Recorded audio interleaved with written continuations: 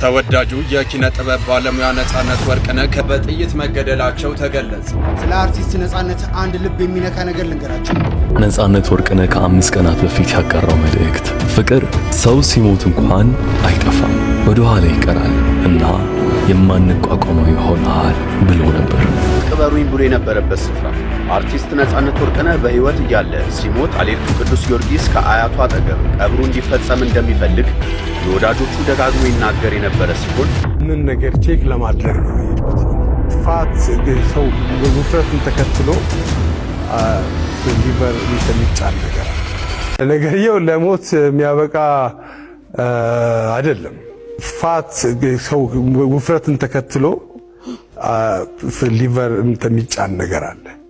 ያንን ነገር በመቀነስና እንትን በማለት ማስተካከል አለብኝ ነው። የነጻነት ወርቅነህ ህመም ወይንም በሽታ ይሄ ነበር ማለት ነው።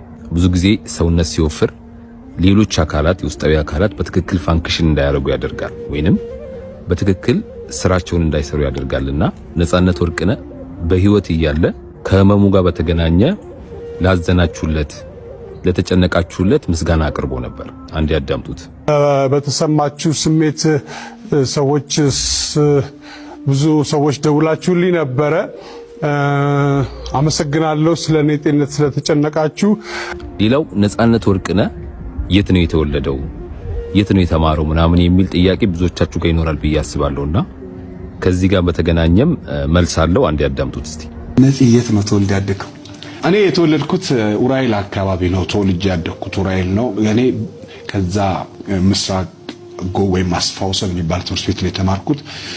ከዛ ሃይ ስኩል ወደ ምስራቅ አጠቃላይ ነው የሄድኩት። ከግል ህይወቱ ጋር በተገናኘ ነጻነት ወርቅነህ ባለትዳርና የ3 ልጆች አባት ነበር።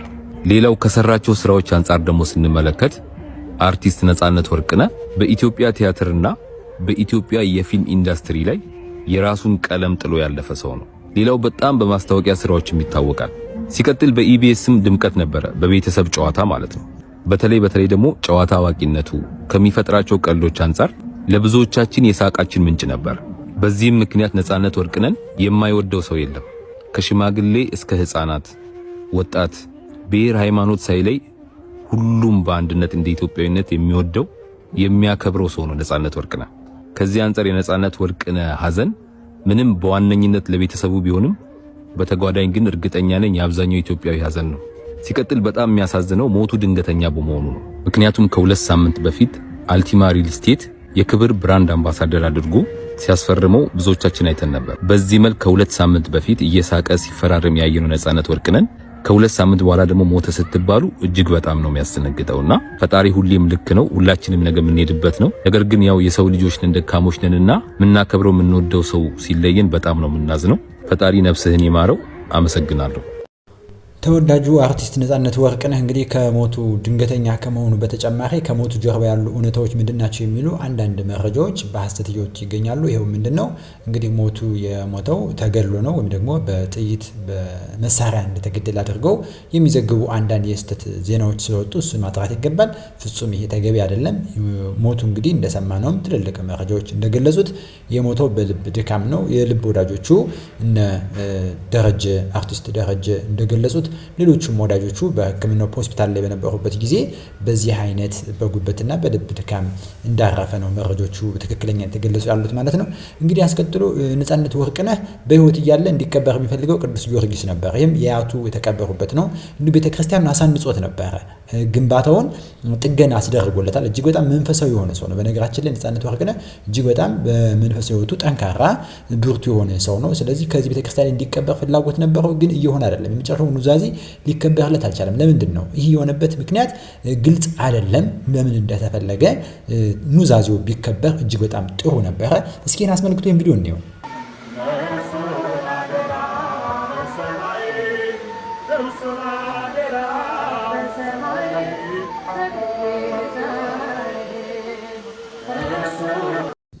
አባቴ ኡራኤል ነው የኡራኤል ልጅ ነኝ ያለ በተደጋጋሚ የሚናገረው ነጻነት ወርቅነህ አርቲስት ተዋናይ በዚህ መልክ ቤተ መቅደስ ገብቶ የሚያጸዳ እጅግ በጣም ልቡ ለመንፈሳዊነት የተሰበረ ቀናኢ ደግነትን ያበዛ በጎ ሰው በነገር ሁሉ ሰዎች ደስተኛ ሲሆኑ ማየት የሚያስደስተው ከሰዎች ደስታን እንጂ እንባቸውን ላይ አልፈልግም ብሎ በተደጋጋሚ የሚናገር ብርቱ እውነተኛ ደግ፣ በሁሉ ዘንድ ተግባቢ የሆነ ሰው ነው። እንግዲህ ሞት አይወቀስም በሚል አይደለም እውነታው ይህ ስለሆነ እንጂ አንድ ጊዜ መቼም አርፏል ብሎ የውሸት የሚነገር የሚጋነን ሳይሆን በምትመለከቱ ቤተ መቅደስ ገብቶ የሚያጸዳ ቤተክርስቲያንንም ያሳደሰ ነው። በገንዛ ገንዘቡ ቤተክርስቲያን ያሳደሰ ነው። በዚች ባሳደሰችው ቤተክርስቲያን ላይ እንግዲህ እንዲቀበር ከአያቱ ጎን እንዲቀበር ቅበሩኝ ብሎ የነበረበት ስፍራ አርቲስት ነጻነት ወርቅነህ በህይወት እያለ ሲሞት አሌልቱ ቅዱስ ጊዮርጊስ ከአያቱ አጠገብ ቀብሩ እንዲፈጸም እንደሚፈልግ ለወዳጆቹ ደጋግሞ ይናገር የነበረ ሲሆን ያለፈው ሳምንትም አሌልቱ ጊዮርጊስ በመሄድ ቤተክርስቲያኒቱን የማሳደስ ሥራ ስለማከናወን ከሚመለከታቸው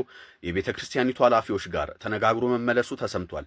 ኑሮዋን በአሜሪካ ያደረገችው ባለቤቱና የልጆቹ እናት እሁድ ጠዋት ከአሜሪካ አዲስ አበባ የምትገባ ሲሆን በዚያው ሰዓት ሥርዓተ ቀብሩ በቅድስት ሥላሴ ካቴድራል ይፈጸማል። አንዴ እስቲ ይሄን ቪዲዮ አይተን እንመለስ። ከነጻነት ወርቅነህ ጋር በተያያዘ አንድ ቪዲዮ ዩቲዩብ ላይ ሰርቼ በጣም ብዙ ሰዎች እዚህ ቪዲዮ ስር ሜንሽን እያደረጋችሁ ነው። ኦሬዲ ህመሙን እኮ ተናግሯል። ምንድነው ይሄ ህመም እስቲ አብራራልን ብላችሁኛል። ስለዚህ ቪዲዮን አይተን እንመለስና ለሌሎቻችሁም በዚሁ አጋጣሚ ግንዛቤ ማስጨበጫ ሊሆን ይችላል። ያንን ነገር ቼክ ለማድረግ ነው የሄድኩት። ፋት ሰው ውፍረትን ተከትሎ ሊቨር የሚጫን ነገር አለ። ያንን ነገር በመቀነስና እንትን በማለት ማስተካከል አለብኝ ነው። እነዚህ ነገሮች እንግዲህ ከቤተሰብ ሲመጣሉ አንዳንዴ ምናምን ሐኪሞቹ ያው በእንግሊዝኛ ስለሚያወሩ የተቀባኝን ይነገራል። ፋት ወይም ጮማና ጉበት ምን አገናኛቸው የሚለውን አስረዳችኋለሁ። አሁን ላይ ግን ኤግዛክትሊ የሞቱ መንስኤ ይሄ ነው የሚባል ሜዲካል ሪፖርት የለም በዚህ ሰዓት። ይሄ ሊሆንም ላይሆንም ይችላል። ኢቢኤስ እንግዲህ ባጋጠመው ህመም ምክንያት ህይወቱ አልፏል ብሎ ነው የዘገበው እንጂ የህመሙ አይነት በዲቴል የተቀመጠ ነገር የለም። ነገር ግን ራሱ የተናገረው ፋቲ ሊቨር የሚባለው ነገር ምንድን ነው? እንግዲህ ፋቲ ሊቨር ወይም ደግሞ አሁን ሜታቦሊክ አሶሲኤትድ ይባላል።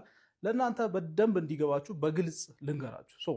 ስቴቶሲስ እና ስቴቶ ሄፓታይተስ የሚባሉ ነገሮች አሉ። ስቴቶሲስ ማለት ያው ጉበትና ጮማ ብቻ ማለት ነው፣ ሌላ ችግር ሳይፈጠር ማለት ነው። ስቴቶ ሄፓታይተስ ማለት ደግሞ ምንድን ነው? ጮማ አለ እናም ደግሞ የጉበት መቆጣትና የጉበት መጎዳት አለ ማለት ነው ከጮማው ጋር ተያይዞ። ይሄኛው ስቴቶሲስ የሚባለው አብዛኞቻችን ጋር በተለይ ትንሽ ወፈር የምንል ሰዎች ጋር ሄደን አልትራሳውንድ ብንታይ አብዛኞቻችን ጋር ጮማ አለ፣ በተለይ ወፈር የምንል ሰዎች ማለት ነው። ችግሩ ግን የሚፈጠረው ስቴቶ ሄፓታይተስ ሲሆን ነው። ይሄ ምንድን ነው? ጮማ አለ እናም የጉበት መቆጣትና የጉበት ሴሎች መጎዳት አለ ማለት ነው። መጨረሻ ለሞት የሚዳርገው ምን ሲሆን ነው? ዩዥዋሊ ሁለት አይነት ኮምፕሊኬሽኖች ሲፈጠሩ ነው። አንደኛው እንግዲህ ሲሮሲስ የሚባል ነገር አለ። ሲሮሲስ ማለት እንግዲህ ጉበት ተጎድቶ መጨረሻ ላይ ሙሉ በሙሉ ተቀይሮ እንደ ጠባሳ አይነት ነገር ሲፈጠር ማለት ነው። ጠባሳ የሆነ አለ አይደለ?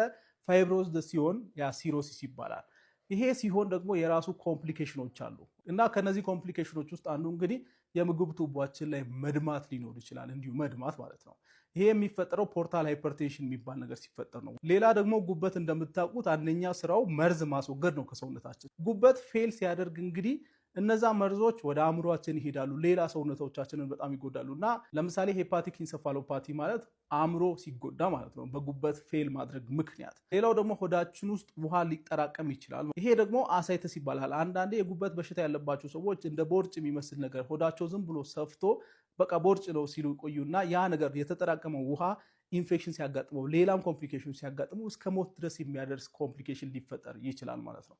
ሌላው ደግሞ የጉበት ካንሰር ይመጣል። በዚህ ምክንያት ሲሮሲስ ከመጣ በኋላ የጉበት ካንሰር ይመጣል። ያው ካንሰር ማለት እንግዲህ ግልጽ ነው፣ ሁላችሁም አንደርስታንድ የምታደርጉት ነገር ነው። በጣም ለሞት የሚዳርግ ነገር ነው ካንሰር። ስለዚህ ምንድን ነው ማድረግ ያለብን? ወፍራም የሆኑን ሰዎች ካለን ኤክሰርሳይዝ መስራትና ክብደታችንን መቀነስ በጣም ኢምፖርታንት የሆነ ነገር ነው። ሌላው ደግሞ ያው የስኳር በሽታ ካለብንም ደግሞ ያንን ነገር ኮንትሮል ማድረግ ከዚህ በሽታ ለመጠንቀቅ ትክክለኛው ስቴፕ ነው ማለት ነው። ትንሽም ቢሆን ገብቷችኋል ብዬ አስባለሁ።